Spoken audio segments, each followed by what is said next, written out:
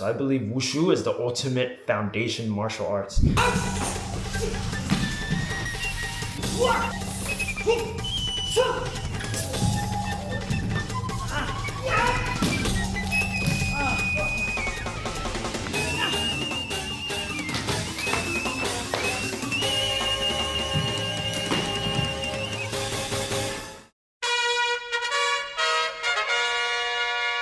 Yo, what is up guys? It's Andy Lee from Martial Club. Today we're gonna do something we do every day, which is training as a lifelong practitioner of martial arts. No matter what you go through in life, highs, lows, ups or downs, the one thing that will always stick with you, that will always be there for you at the end of the day is your training. And martial arts is that thing that grows with you.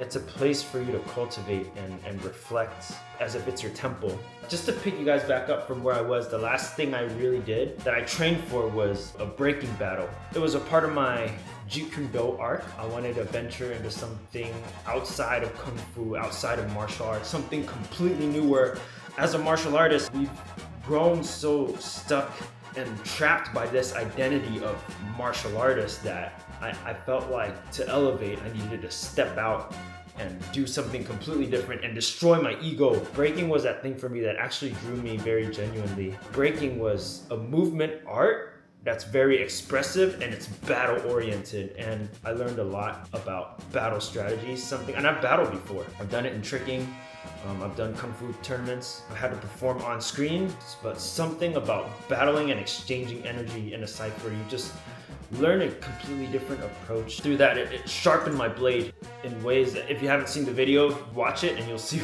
the type of training that I went through. Right after the battle, my first instinct was to go back to basics. You know, the horse stances, the punches, the kicks, and conditioning my body and keeping it sharp. And this is a very interesting art, just going back to basics. You forget how much your foundation will be there for you, but also how sometimes it leaves you if you don't keep up with it. My approach to Kung Fu basics training is Wushu. I think Wushu is a very, very, very strong martial arts foundation to have. It requires athleticism, high level coordination, crazy jumping ability, crazy flexibility, and also spirit. Like to be able to run 4 sections. You know how long the forms are? Have you ever tried running 4 sections? It's not easy. So I believe Wushu is the ultimate foundation martial arts. It's separated usually into 2 styles, Nanquan, which is southern style, which borrowed a lot from like Hongga, Choi Li Fut, the very grounded styles, and then Changquan, which is more of what you see, the big flailing arm movements, the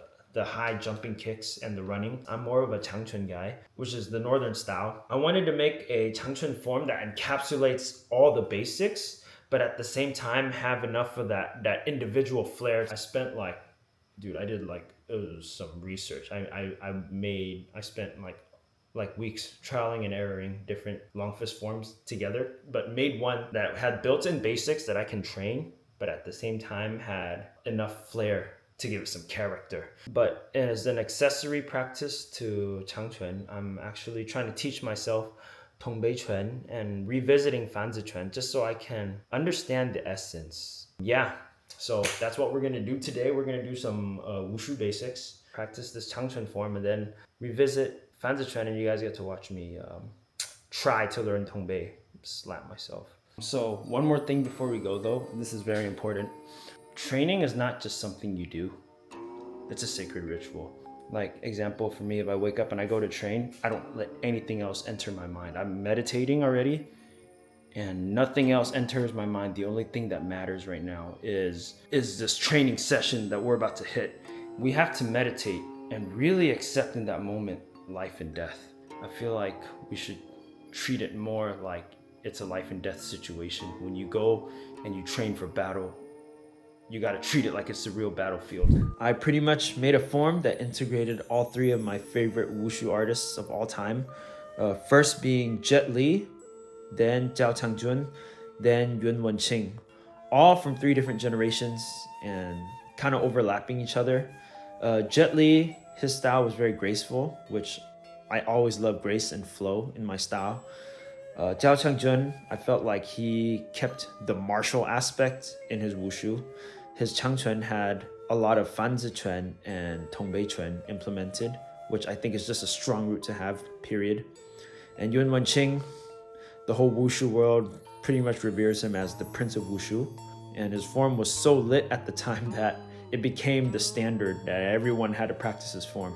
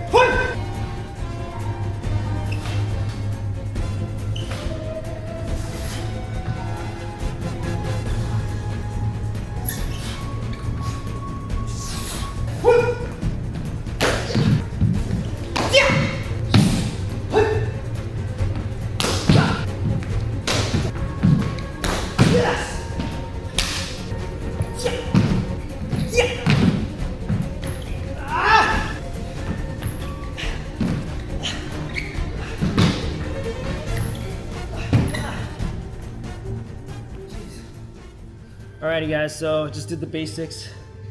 It's definitely a little humbling. The body hasn't been conditioned like that in a while. Jumps, all the acrobatics on this floor is not fun on my ankles. And then my hips.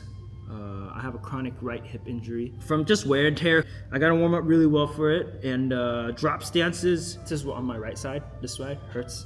Regardless, I think what's most important is the self-compassion and the self-respect you have for yourself to show up and train. And definitely important, and something I'm still learning, is to rehab a lot and know when to pull back and not to abuse the body, because this is your temple. You only got one left and we ain't getting younger. So now I'm gonna practice the long fist, the Changquan form, but not the whole section. I'm not gonna practice the sections. I'm actually just gonna run little combos and focus on the little details.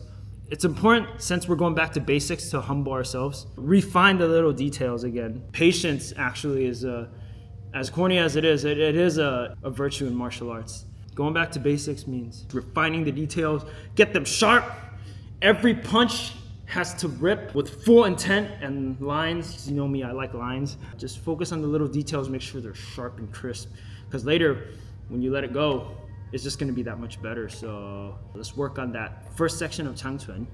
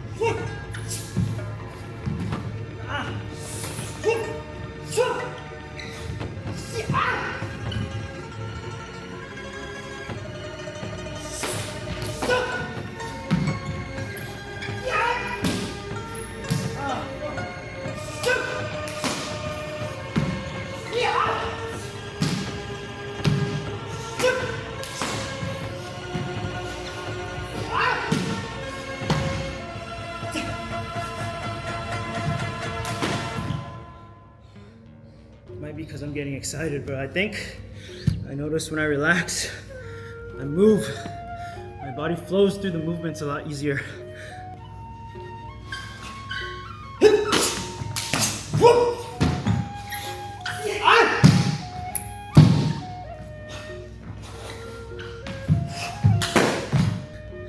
All right, this next combo is very classic Changquan combo. I think it's very important to really nail down, especially if you're training basics. This one isn't so easy for me.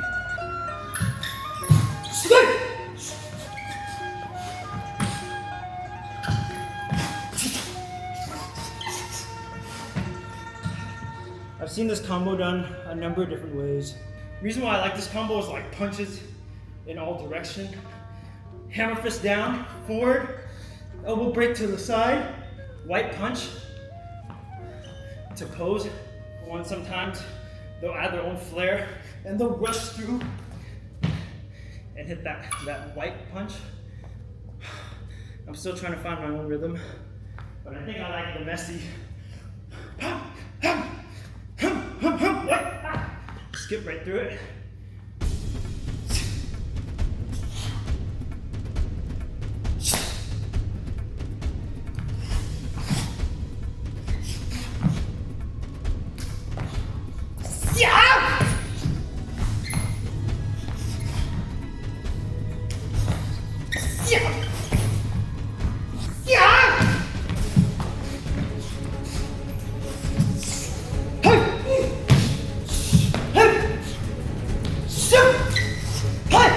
This finds a trend. I remember I mixed like 2 or 3 different versions I saw, I think. I liked the way Jet Li did his chain punches. I liked Liu Jing's execution and her explosiveness, so I try to fuse the two. And each movement accentuates those different aspects. So the way I'm doing it right now is very unorthodox.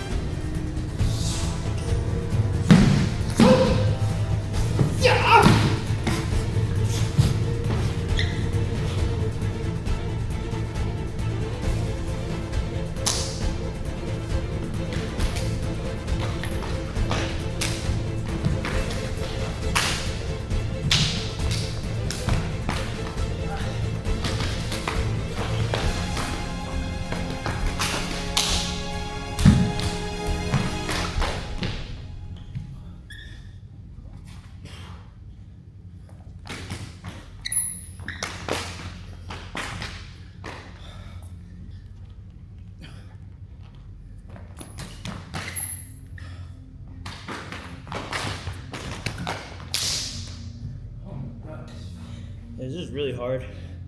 It's very cognitive, but from what I understand, it's the whipping motion of the style, and the slapping is like the rebound of the natural energy.